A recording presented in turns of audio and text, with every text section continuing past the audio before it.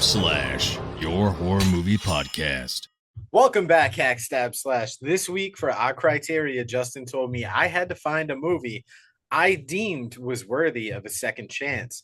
And my only criteria for this was it had to be rated a 5-star or lower on IMDb. Thankfully, I found I Still Know What You Did Last Summer from 1998. Justin, how we doing? How was work? Honestly, weird thing happened today. So I got hit in the head with a can of Coke, but it's okay. I'm all right. It was a soft drink. You're fucking horrible. Oh, I'm sorry. All right. Anyway, yeah, I can't say I'm excited or not excited to watch this movie because I mean I love the first one so much. This is I don't actually know a first time why watch I for never you watched too, this right? one, so this was the first time watch. Yeah, I've heard terrible things about it, and but I mean I don't know. I went in with as open mind as I possibly could. So, well, Right. Well, I hope we'll you went see. into this open minded because, if I'm being honest, an open mind is the only way you can Mhm. watch movies like this. Yeah. Oh yes. So we open to a confessional booth where Julie is spilling her guts out as she tries to shed some guilt over what happened that fateful summer. But you and I both know, dude, there is zero confession that could save Julie because Ben Willis is actually on the other side of this confessional gate and he bursts through that like little wooden gate to try to kill her, dude. And in the words of Justin, who's currently eating some like ashwagandha carbohydrates gummy bears, Yep. it was all a dream. I used to read Ju- Run Up magazine.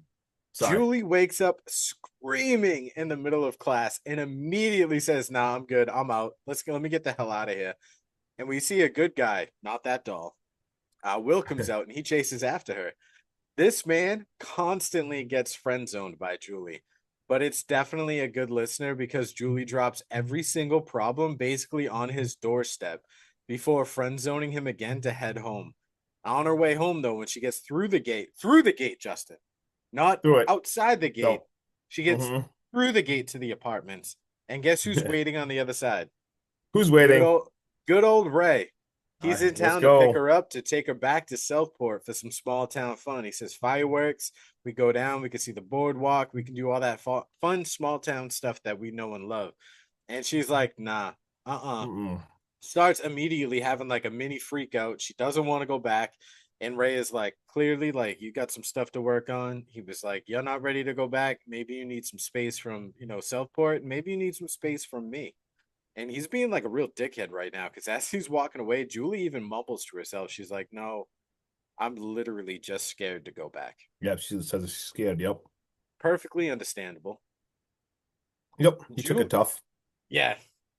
Julie heads home while some somber music plays in the background. And I'm not going to get too crazy into the scene because it's literally her just walking around her apartment for like 10 minutes. Right. And she starts to get a little creeped out. She sees someone in her closet and she grabs a knife, dude. She is ready to rumble. And she almost kills her fucking roommate. We meet Carla, who's in her closet looking for clothes. So after Carla almost gets unalive, they have like a girl powwow because what better time to talk about your problems than right after you almost get stabbed by your best friend? Almost kill your friend. Yeah, I mean, it happens all the time, right? I mean, Yeah, that's like exactly. that's like a Tuesday. Right. We basically get the rundown that Carla is, yeah, she's like, okay with Ray at being with Julie and Julie being with Ray, but she's 100% Team Will, and she's ready to make that happen. Carla is just so wanting to play matchmaker, and I'm just gonna put this out there based off our current knowledge and demonstrated characteristics right now. Uh, Carla's doing a pretty good job because Will seems like a solid dude. He hmm seems a hell of a lot better for Julie than Ray right now. Yep. Carla does convince Julie to come out to the bar where she works at. And I do love this little interaction between Carla, Julie, and Tyrell. Uh, guess who, Carla invited, though, of her own free will. Yeah, Oh she man, it's invited Will, Will. isn't it? It's It's Will. Will. Yeah. When there's a will, there's a way. They ended up on Indeed. the dance floor and everything is going smooth until Julie starts to see shadows of Ben Willis. That's it. It's all good. Nope. Let's call it quit. Let's go home before I make a complete ass of myself. Julie makes all the right calls. She's like, nope, see you later. After a good night's sleep, though, Julie's still on edge, bro. She wakes up, she's walking around this apartment, really, really slow. She hears some thudding in the dryer. It's kind of creeping her out. Carla does give her a little jump scare when she takes her sneakers out, but she gets a phone call from this guy, Mark in the morning, and he's got one question for her, and she can win the quickie getaway trip for four. That is every girl's dream right now. This question, and I'm going to ask you, Justin, and see if you can answer it. You ready? Yep. What is the capital of Brazil? Rio de Janeiro.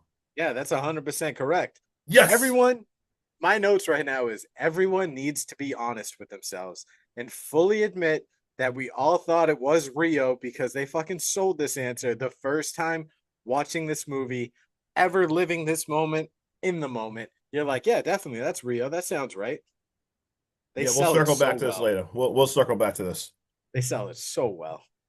Carla wins the trip and she invites Julie, who of course wants to bring Ray. She calls him, bro, and she even purrs like a cat at one point, trying to seduce him into coming. No pun intended. He shoots her down though. He says, I'll try. I'll see if I get out of work. But after he hangs up, Ray does show his buddy who's giving him an earful right now that he's got an engagement ring for Julie. Carla, on the other hand, she's already scheming up ways to bring Will as a backup plan. Ray does give in, and him and his buddy Dave hop in the truck, and they are full go for Operation Stop Being a Douche and friggin' propose already, man. There's a car broken down in the middle of the road, though. Seem familiar? A little bit. Yeah, it's a black BMW, middle of the road. Yeah. Doesn't give any hints to the first movie. You know what? Let's throw in right now. Yep, exactly. Because Ray hops out to go check and see what's going on, and before he realizes it's a dummy and it's not a real man, Ben Willis has got Dave by the chin, hook, line, and sinker. Ben hops in the driver's seat and starts to chase down Ray, who goes up and over a guardrail. And let's be honest, this chase scene was fucking comical.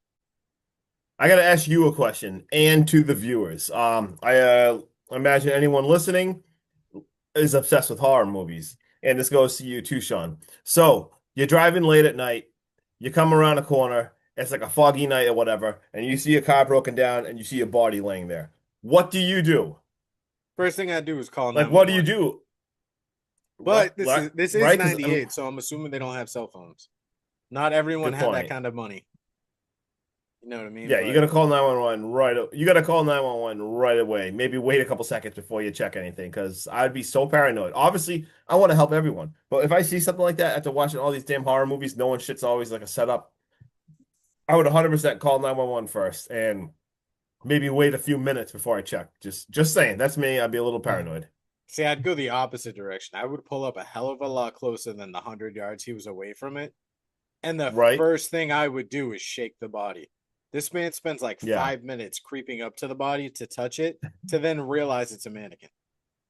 Yeah, it was a little bad. You know what I mean? Freddie did sell it, but the chase scene was, like I said, just a little comical.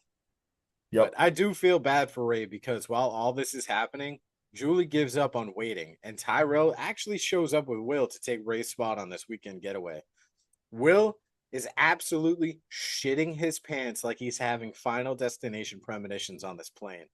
I do love that Ty is giving him shit on the plane, and once they get off and they get on the boat, Ty can't handle it, and now Will is giving him the same kind of shit.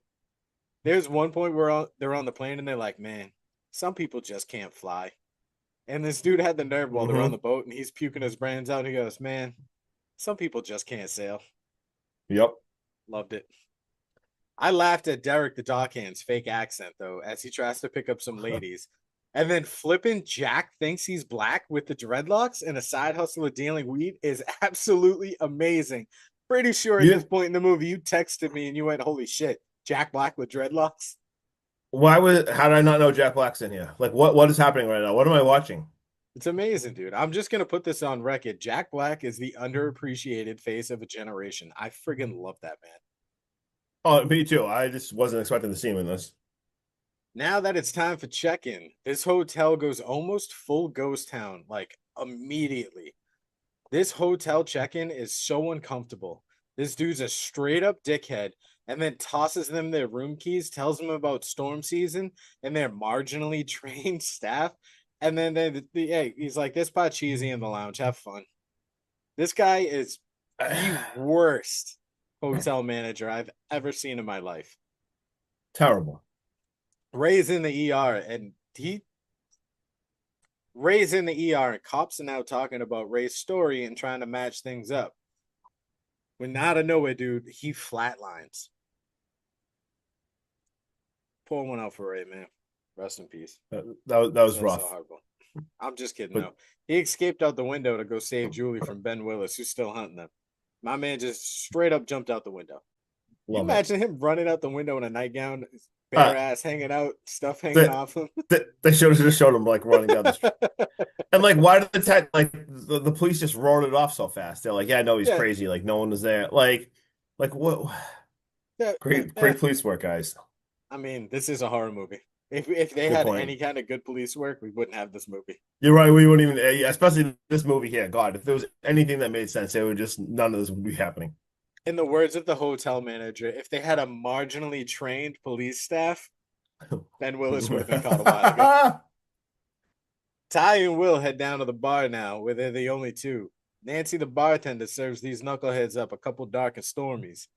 Julie and Carla join the boys shortly after, and they're singing karaoke. And Justin, man, this girl, Julie, she's got some lungs. Because at Let's first she go. was afraid, she was petrified. She kept thinking she'd see Ben right by her side. She Oh. spent so many nights thinking how she killed his son, and okay, I'm done. But dude, and then the monitor even pops up and it says, I know what you did last summer. And she freaks the fuck out. And just like the nightclub, she's like, nah, I'm good. I'm out. She goes, and I can't put enough emphasis on it, running, like out of breath, sprinting back to her Mhm. room, shuts the door, and immediately sees a note, just like she saw in the first movie. So you know her heart is pounding through her chest. And it only reads surprise. She panics when she turns around, and it's Will with a bottle of champagne and some roses. How the fuck you get there so fast? Did this girl just have a mini psychotic breakdown, sprint back to the room, and you instantly went, oh shit, let me get some roses, a couple glasses, and then a bottle of champagne? And ran too. Yep. I don't know. This guy's prepared. I don't know. I don't know, but she knocks everything out of this man's hands. Glass shattered everywhere. And this whole interaction gets about as awkward as Justin when he gets caught choking on a banana. Ty and Carla Damn are it. at work. Ty and Carla are working out this king size bed, and not in the way Tyrell would like to be working it out. She teases him though, and they decide, let's go to the hot tub. Let's go see what this jacuzzi's all about. Titus pops up at the dock now, and he's trying to convince Derek to use the boat to head off to the mainland to hit up a party. And let me quote a very 1998 quote right now. It Mhm. says, why don't we go to the mainland and hit the party so we can get jiggy with it? Insane. Talk about Bro, dating the insane. movie. I thought the Right? sunglasses they all wear, like the little alien sunglasses. I know you had a Yeah. pair back then. We all I had might a have pair had back then. I might have had a pair. Yeah. I thought that dated the movie, but this line, get jiggy with it, definitely Wild. dates it. Derek shoots him down, though, and he says, hey, I'm tying up this boat and I'm going to bed, Titus. You can go do whatever you want. Just leave me alone. And poor Derek ain't done nothing to no one, but he gets murked by Ben Willis the second Titus leaves him alone. Mm-hmm. Housekeeping. You want fluff pillow? Housekeeping. Housekeeping is walking around at ungodly hours in the morning. I don't know who does housekeeping at this time of night because it is pitch black outside. They're all gearing up for a storm to go to bed, and she's doing housekeeping. I'm sorry, but this chick deserves to get killed. I thought that was weird too. I usually don't notice. I noticed that too. I'm like, what is happening? I'm like, what are you doing? It's like 9 o'clock at night. You walking around knocking on people's doors? Are you kidding me right now? She's walking around gathering dirty linens, and then she realizes her hands are covered in blood, and before she knows it, she gets gutted and dragged off into an unoccupied room for Ben to stash her body in. Just saying, this is the only person in this entire movie that deserved to get killed. Carla and Ty are now in the jacuzzi. Ty is so close to finally getting laid, but he realizes it's not Justin's turn yet. So he gets cock blocked by Titus, who scares the shit out of them, who's only using their candles to light his joint. This is followed up by Will joining them in the water as well. Bro, you can feel the amount of I'm pissed offedness that Ty is giving off right now because Will goes, "Hey, how's the water?" And he goes, "Crowded." Mm-hmm. And then he goes, what is it? Carla goes, how's Julie? And he goes, "Man, I don't know. You got any advice?" And you hear Ty in the background go, "Yeah, find another jacuzzi." I love this so much. Get out of here. Justin, you want to let us know if this man finds another jacuzzi or if he stays in this bubble bath? Well, let's see. So right after this jacuzzi scene here, now we see Julie. And Julie, she's just relaxing in a room, trying to calm down, took a nice little shower. She's walking around. She looks in the mirror, and in the mirror, in the background, it looks like we see a fisherman walk by. So she goes to investigate, and she's looking around. She's paranoid. She opens her closet, and we see the doorman body falls and he is hanged, blood dripping, and she screams. Absolutely panics. She's screaming for her life. She runs to tell everyone. She runs down there. She's like, "It's happening again. It's happening again. He's here. He's here." They're like, "What the hell is even? What are you talking about? What are you doing?" She brings them all to the room, along with the hotel manager. Open everything, open the closet. Guess what? There ain't nobody there. There is nothing there. The blood that I definitely saw dripping, there was no blood. Every single thing was gone. And Did she not she's like, learn this in the first movie? This right? man had a whole dead ass body full of crabs Crabs. in your trunk. And by the time you got authorities or someone there to look at it, this thing was clean, spotless, like it just came off the factory line. She ran inside, got the two of them to come out, and the crabs are gone. So same thing. Everything's freaking I wish gone. I don't crabs even know would how go they away done. that fast. They don't even make Oh a man, medication I'm for so that. oof. You're so sorry you're dealing with that. But anyway, she's like, "I need to get off this island. I need to get off this island." And he's like, "Are you kidding me? There's a storm coming. Like, there's no ferry for a few days. We gotta hunker down and get through this." How did no one know that there was gonna be a huge hurricane happening? Like, I'm so confused by this. I'm They just just not saying that the entire staff knew about this. These four idiots did just not. the four exactly. That's what I Because they've meant. been Like, telling them since they got there, they were like, "Y'all really here for hurricane season?" Like, you like wasted your crazy. money. You think they would have checked out something or maybe saw an alert or pay attention to the place you're going. But again, whatever. I don't know. It's 1998. You don't have as much technology as now. But as this is all, oh, sorry. Anyway, so all that's just going on. They're like, you got to hunker down and everything. And then we have a flash of a scene of the voodoo guy, like with his toothbrush. I forget his name. Was it He's Estes? practicing good. Yeah, he's practicing Yeah. good dental hygiene right He now. is burning the toothbrush. I wrote, what the hell is going on? I literally don't Really helps understand. kill the cavities. And then the next scene after that confusing, weird scene, we see Jack Black. He's doing his thing. He's smoking, and all of a sudden the fisherman's there, and I'm like, oh, nothing's gonna happen yet. No, the fisherman hooks his friggin' hand, grabs like hedge trimmers, and puts it through his chest. Jack Black is dead now. Dude, I love this scene so much because when Jack has got the hook through his hand, Yeah, he's screaming no, and it audibly gets louder as he makes his way towards the axe. And then when he starts going back towards the garden shiz, I think Jack Black realizes like the garden shiz is gonna hurt a lot more. And he's like, yeah, "No, man, like go back to the axe, please, make it yeah. quick." Dude, it's so funny. You literally tell him no, and then hilarious. So right after he dies, we see Ray. Ray is at a pawn shop now, and he is trading the ring that he was going to propose with for a gun. Ray's gone complete badass mode, man. He's in there. He's all scarred up. He's looking crazy and everything. He gets the I'm just gun. saying, there's plenty of movies with the same exact scenario on the Lifetime network, and the Yep. husband is always the bad guy. Right? And he goes there and he's just like gets the gun. He's like, "Give it to me right now. We don't have to do any paperwork or whatever." And he just looks and he's like, "Load it. Let's go, Ray." Anyway, back to the island. It's wake up time. It's the next morning, and all four of them are in the bed together. And What are they Tyrell doing in is that bed, pissed, man. Justin? Huh? Tyrell's pissed because it's not what Tyrell wants to be doing. Dude, yeah, Tyrell, man, he is pissed. And they all, like, he is bickering. They all wake up pissed because he doesn't really even believe her. And she's like, I don't know, whatever. Like, it's okay, you don't believe me. She You know talks to what? him just like a mom, dude. She's like, "It's okay, you don't believe me. That's your right, Yeah, I was sweetheart." just gonna say, she literally says, that's his right. And Carla's like, you know what? Let's go to the gym. So they all leave. Two girls go together to work out. We see the guys going to look out at the pool, You've and seen as this these is all movies, they all come happening, with a casting couch. right? And we see the voodoo man is watching them, and they're working out. So Kyla's kicking ass. She's doing some kickboxing or whatever, and she goes, "You know what, Julie, you need a tan. You're not leaving this island without a tan." She goes into the tanning bed or whatever. She gets in there, puts her headphones on, does her tanning bed kind of shit. Kyla's kickboxing, and she hears a noise. She goes into the other room, and big dryer.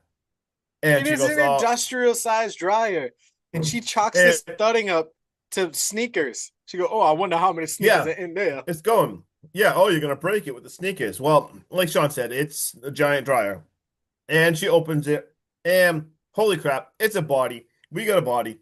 It was not sneakers. Same time this is happening, the guys burst into the pool house. Well, they see Jack Black. Jack Black's body is in there, and now Julie's in the tanning bed, and we see the fisherman. This movie's going 0 to 60 real fast. He turns the friggin' thing all the way up, zip ties it, locks her in there. We see Carla. Carla is also locked in. Carla is screaming. Julie is screaming. Lucky the guys hear all the screaming. The guys run up there. They rescue Carla first, get her. They all burst in there, and they end up rescuing Julie, get her out of there. Holy crap. Now they're Justin, like, all right, we got to get the hell out. What you when got? you say 0 to 60, do you know what this whole? I Yeah. mean, granted, like there's no real similarities, but how Mhm. fast all these bodies are popping up and being shown where like he's hidden them all over the place and like kind of left them to be found in like these different stages. Yeah. Does this not remind you of a Halloween movie? Like when Oh, Michael stashes people like in the attic and closets, and then all the bodies just start coming out everyone, that have been hidden exactly. in You have that plain whole sight. long, slow build, and then people open them and just Like start finding it everywhere. Oh, 100%. No, that was wicked good observation. And now, so all right, so they gotta go look for the hotel manager. Well, they go back and they find him with a machete in his friggin' head, with I still know in what you did, all in red blood behind him. The radio is busted. destroyed. They run out, they're like, all right, we gotta go look for the boats. They run out, the boats are gone. And at this point, she says, look, it's happening again. And she tells the friends that they never found the body. They didn't realize, they didn't know the whole story of what happened to her before. She goes, you know what? They never ever found the body. At this point, Carla is absolutely pissed that Julie never told her the whole story. And Tyrell's like, no, no, no. This is that crazy guy Estes. Like, I don't know what you're thinking about, but this is definitely Estes. So they're going to find Estes. Meanwhile, we see Ray is on the move now. He is on a bus, and it is very stormy out, but Ray is slowly on his way back in Estes' room. I'll tell you one thing, because it is creepy shit up here. I know Sublime don't practice Santeria, but guess who looks like they do practice Santeria? My man Estes, because Oh, there's a lot of chicken pots, hair, toothbrushes, and they're like, oh my god, that's my hair tie. Like that's my toothbrush, and they're like, oh my god, like this guy clearly is killing people. So now they go back to one of the main rooms, and guess what happens now? They're looking for weapons, they're looking for all that good stuff. The power goes out. You see Of course Julie it kind of does. Why like, wouldn't it? of course it does. And Julie kind of like is looking across the room, and she slowly walks over, and there's like a globe, and she kind of like just randomly looks to Brazil. Out of nowhere, freaking Estes just pops out of nowhere. Freaking Estes is right there, and he just says Brasilia. She's like, what? He's like, This man Brasilia. has Tony Todd type line delivery in this scene. Dude, yeah, he just Brasilia. stood up out of nowhere and was like, Brasilia. Brasilia is the capital of Brazil, not Rio. So first of all, what we talked about earlier, I feel so stupid for just listening to Rio de Janeiro too, because when they asked that It question earlier in the sounds like movie, it should make sense. right away in my head I said Rio de Janeiro, and then in my head I'm like, no, that's too obvious, and then I'm like, oh, I think it's like San Paul, and guess what? I don't even know if San Paul's in there, but that was when my head went. My head went, oh, I think it's that, which I don't even. It's probably not even in Brazil, but It's never like if I mind. told you out of nowhere, randomly out of context, if I was like, hey, what's the capital in New York? And someone said Manhattan. You'd be Yeah. like, oh, it sounds right.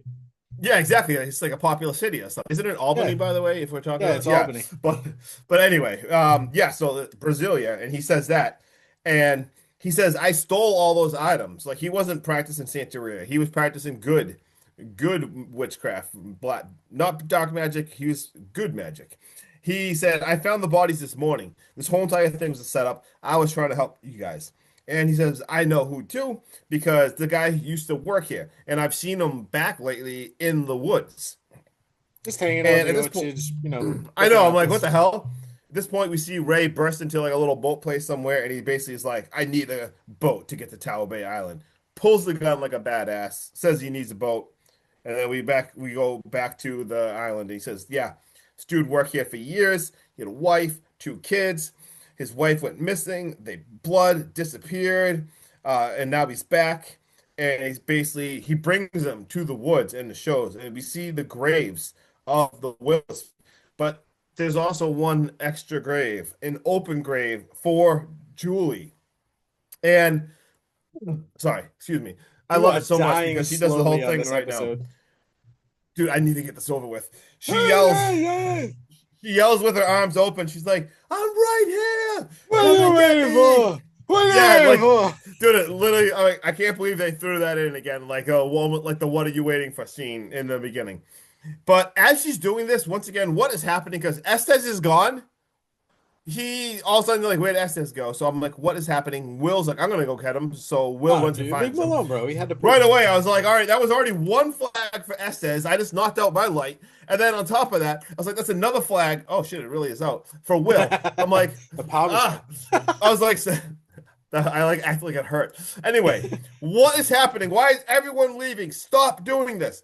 So the three of them that did stay, now they're back inside. They hear a sound from the freezer. They go in the freezer and they open it, and like a big walk-in one. And Nancy, the bartender's in there, and she hits Tyrell, and they're like, "Holy shit! Like, what the hell? What are you doing in here?" And as this is going on, we see Ray. He's on a boat. He's calling. He is flying there. It is like storm of the century outside. He's calling emergency assistance. He is cruising there, and now the four of them with Nancy, they're all talking, and Tyrell is pissed. She's like, look, no one ever started killing people till you guys showed up. And Tyrell's like, look, I am so pissed. I am so pissed. I am so horny, and I ain't seen no serial killer the whole entire time. And as he says this, where did this guy come from? The fisherman's just standing right there and like hooks him through his freaking neck and pulls him up and kills him. Cool kill, I guess. I just don't This get is how, the worst argument in this movie. like, He's like, oh yeah, if the serial killer's really here, where is Ben Willis? She's like, I don't know. And he's like, yeah, you never know. dude, this thing was so she got like a GPS tracker on the guy. Like, I'm sorry, if she knew where he was, you wouldn't be in this predicament. so ridiculous. So ridiculous. Like I literally was like, what are they talking about in this scene? Anyway, so I wrote also laughing my ass out. How did this guy just kill him? Where did he come from? But whatever. The three girls run. They're panicking, they run, they go up to the attic. Poor Brandy, she and the killer. She actually falls through the attic at one point and lands on a bed with Mr. Fisherman. But Brandy, I keep calling her Brandy. Carla, who is played by Brandy. Kyla narrowly ends up escaping. We get a few chase scenes or whatever. Nancy and Julie end up saving her in a very close call. As they do this, all of a sudden, they're in a storm. They go to a storm shelter. And Julie's like, hold my hand. And Kyla's like, I am. She's like, hold my hand. She's like, I am.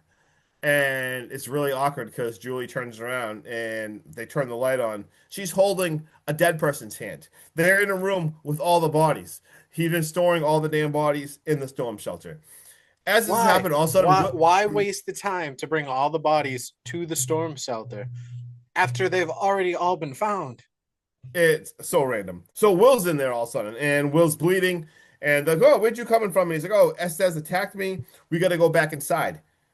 Do you really have to, though? Son of a bitch. So, all right. So they go back inside and everything. And we see the other two girls run to go look for something. Julie stays with Will for a second. And Don't you leave out she's the like, fact that on their way back inside, this man was like, yeah, it's all good. He's gone, and throws away the axe. throws away the axe. There's so many red flags right now. And all of a sudden, she's like, all right, well, let me check you out because you're bleeding and everything. And she's like, I can't find a wound. And right away, I'm finally in my head, all the red flags went off. And I'm like, holy shit. Because all of a sudden, he looks at her and kind of like that smile changes. It's Like not the my whole, blood, Julie. yeah, exactly. He's like, that's why. It's not my blood, Julie. And then he says, what's your favorite radio station? Like, this son of a bitch Dude Set changes his voice immediately to Maddie in the morning. What's your favorite immediately. radio station doing? This was that whole, like you've seen in horror movies before, the whole good guy trope where it's the good innocent guy always is the one. Well, we get it in this movie. He grabs Julie, and we see that the two girls now. Estes appears, and dude, poor Estes, man, he is impaled, and the fisherman walks from behind him, pushes the oar through friggin' Estes into Nancy. This guy fell onto Nancy. So, and he's already got something impaled on him, and he pushes it all the way through and kills her. He grabs Carla, sorry, and friggin' launches her through the glass friggin' door. So she's out of the picture right now, and we see Julie is dragged into the woods. She is begging Will, why? And he's like, really, you don't get it right now? And he says, Will Benson, you get it? Will Ben's son, son of a bitch. And then he's like, hi, Dad. And right away, Fisherman is his daddy. So his daddy is right there. You can't say that like that, Justin. Oh, yeah. The fisherman is his daddy. Daddy. I'm sorry. Anyway. It's his father. It's his father. dad. It's his Faja. All right. Anyway, time to die. As he's about to kill her, he's like, out of nowhere, let her go. We get Ray. Ray bursts onto the scene. What a badass. This dude, Ray, they separated him in this movie from the extra. He went all the way from pawn shop to get guns, to bus rides, like hijacking Stealing boats. Yeah. And now he is there. What a badass. And he says, let's go. Let's kill him. Well, anyway, as that happens, he's like, you're not going to shoot me. You're not going to shoot me, whatever. And Ray actually tries to. The friggin' gun jams, though. Absolutely sucks. So Julie bites the killer's hand. She frees herself. And Ray versus Will are having a fist fight. Unfortunately, Will's kind of kicking his ass. That kind of sucked. Will's kind of beating his ass real bad. And then they're like, you know what? Stand him up. So they get Ray. Will stands up Ray. And as the fisherman goes to stab him to kill him, Ray ducks and he stabs Will.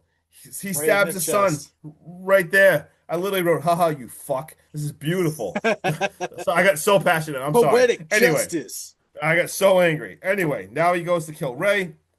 And guess what? Julie. She shoots him like 7 times until he falls into the graves. Ha ha! Sorry. Anyway, it's morning. I got so angry. Anyway, no one tries to kill Jennifer Love Hewitt. Anyway, it's morning time. The sun's coming up. It looks beautiful. We have a Coast Guard chopper right there.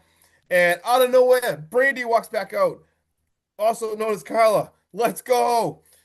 Back home, we see a new house. Looks like it was just purchased. We see Julie. We see Ray. We see a window open. He's in there, like, brushing his teeth. She's in the bed. It's getting a little breezy. The dog is barking. As soon as I heard the dog bark, I said, uh-oh. She walks in there because, like, we see a window's open. Closet door's open. Closet door shut. And then she looks and sees the teddy bear. And the teddy bear is, like, on a rocket. The teddy bear is moving. And then out of nowhere, it looks like she got hooked and dragged under the bed. The end? What the fuck? Yep. What? Don't leave out the fact that, Ray just discovered what an electric toothbrush is and is fully in love with brushing his teeth through this whole set of scenes. This whole set of scenes, he was so obsessed with talking about the vibrating toothbrush that what just happened in that end right there? I don't understand. Like, did she just really get killed? I mean, it was a typical 90s, like, cliffhanger. You know what I mean? The killer comes back at the very end of the movie, so it sets up for another one. I know, but he was really, really killed this time. Are you sure? How did he get back to his house and under the bed? Why was the teddy bear moving? I mean, in the end of the last movie, didn't she really kill him and then he came back at the very end to kill her? Yeah, but this time I feel like they shot him more than last. Like, I feel like I know he lost the hand. They shot him a hell of a lot more than last time. How did he do this? How did he get back there and everything? Bulletproof vest. All right, on, fair enough. Awesome ending. The end. Let's talk about it. You really think as a killer, he's not fully prepared? All right, what do you think he's got underneath that slicker? Nothing. All right, fair enough. You think he's free balling this whole killing spree? All right, fair enough. You won me over. Incredible ending. My dude's got on a bulletproof vest and he's got on hockey pants. That way, then when you kick him in the nards, you don't feel it. Fair enough. Let's talk about it. A lot of people, dude, absolutely hate this movie because the storyline truly makes no sense. How they tie things together is outrageously far fetched. Dude's name being Will Benson because he's Will Ben's son is probably the dumbest plot twist I've ever heard of. However, for some strange reason, all of this kind of works if you just sit back and enjoy the ride. I stand by my thought of everyone seeing this movie for the very first time was tricked by the Rio answer and thought, the Will Benson thing was clever. Yes, this movie is god awful, but if you sit down and try to map everything out, that's how things pan out. That's how it happens. You make a horror movie trash when you do that stuff. But if you shut your goddamn brain off, shut the fuck up, and just enjoy the movie and the setting it takes place in, instead of trying to find all the holes and the logical explanation of how and why they get to where they're supposed to be, you'll love this movie way more than you'll hate it. For that, I'm giving this movie a 6.9 in honor of my man Ty, who apparently never got laid at all in this movie. Also, Ty is played by Mekhi Phifer, who was low key a scream king in horror movies and will be goaded in my mind for his performances in movies such as 2004's Dawn of the Dead. Okay, Justin, I'll shut up now. Your turn. What an effing mess. Holy hell. This movie felt so forced, but it still is kind of enjoyable if Right? you just shut off your brain. And I say kind of enjoyable. Like I said, there's different levels of horror movies. Obviously, the ones that are supposed to be really good, you have to try to you got to take it serious. This obviously was not that. You definitely do have to turn off your brain. And honestly, it felt kind of like the Scooby Doo-ish. Like they go to an island and they're trying to figure out what's I'm going so on and glad stuff. you said that because while I was And watching it, Kristen goes, "What are you watching, Scooby Doo?" yeah, and like Scooby Doo is my favorite thing ever. I just want to say that I love Scooby Doo. Um, but at the same time, some of it was just so. It wasn't like I said. It was. I get all right. I give it a 5.8, which is still like way off from Sean. But I mean, it still was fun. It's still entertaining. And, It's like so much fun. Ray's kind of a badass. I kind of like how they separated him from like the cast. I thought that was kind of cool. Like how he was like doing his own different thing. And honestly, like I do like the cat. Like I liked Brandy. I liked Mekhi Phifer. And I obviously like the other two, like Screw Will. But the cast I thought was pretty cool, and the island setting I thought was kind of fun. So, like I said, it's entertaining. Jack Black is ridiculous. I'm not even quite sure what's going on there, but 5.8 out of 10, which is still better than, like I said, the criteria was I had to give you something that was lower than a five. So I guess I think this is what 4.8 or something. I think it was like a So 4.6 or a 4.8. all right, so I'm still a full point higher than that. So anyway, 5.8. Got any fun facts or anything? I do have some fun facts. In the radio contest, the listener would actually have to call the station, not the other way around. Ooh. All right, I got a tagline of "Some secrets will haunt you forever." Justin, did you know the pawn shop owner is none other than Mark Bourne Jr.? Who's this, you might ask? Bo Bauer from 30 Days a Night, or more commonly known as Bobby from Sons of Anarchy. Let's go. Hell yeah. I wrote that. Do you know that Mekhi Phifer actually appeared in Brandy's music video for "The Boy Is Mine"? I He know was you know the actually. lyrics to that. I'm sure I know the song. It was with her and who's the other person that she used to sing with a lot? I forget her name. Monica. Yeah, it was Brandy and Monica. "The Boy Is Mine," and Mekhi Phifer starred as the boy. A Colt revolver like the one Julie uses to shoot Ben Willis actually only holds 6 shots. Julie fires it 8 times and it misfires once when Ray tries to shoot Ben, making this thing hold 9 bullets, which Oh shit! In the no scene that I bueno. saw when I said it, I said she shot him 7 times. I was just guessing. I was trying to count, so even I was off, and I still would have been wrong. I wrote that this was actually shot in Mexico, L.A., and Culver City, California, Oh, not yeah. the islands. At around 59 minutes, just as Carla and Julie enter the room where the tanning bed is, Carla says, "Come on, Julie, it's better than a day at the beach, girl." Yet, if you look closely, her mouth doesn't move until the next shot. No way. I wrote this one has a 24 million budget and it made 84 million. When Carla and Julie are going up to sing karaoke, you can actually hear Tyrell call Carla Brandy, which is the actress's real name. Which sorry during this episode, I swear to God, You I did it like a called her thousand Brandy. times. Dude, my notes kept switching off because I was writing real fast as I was writing. I wrote Carla half the time, then Brandy half the time. I wrote for some really weird reason because it's really rare when a character, when like someone's in it for more than just one scene and they're uncredited. But Jack Black, for some reason, is actually uncredited in this movie. His name's not even on the movie. Nope. After So Ray's weird. accident, he walks down the street with his left arm in a sling. And the next scene, Oh he no. has the sling on his right arm. Is that for real? Yep. And then to Yeah, follow that but up, Ray's arm is broken after Ben does try to run him over. But near the end of the film, both of his arms are fully functional during his fist fight against Will. they have a whole like what do you call it? Like continuity. They have like a whole entire person for the movies that are supposed to check those things. Yep. I forget what it's called, but that's really weird. I got nothing else. All right. Like we did talk about this throughout the movie. They won the radio contest when they named Rio de Janeiro as the capital of Brazil. However, the capital of Brazil is Brasilia as of 1960. Let's And go. then I've got two more, which is due to the negative critical reaction to the film upon its release. Freddie Prinze Jr. admits he has never seen this film because of its reputation.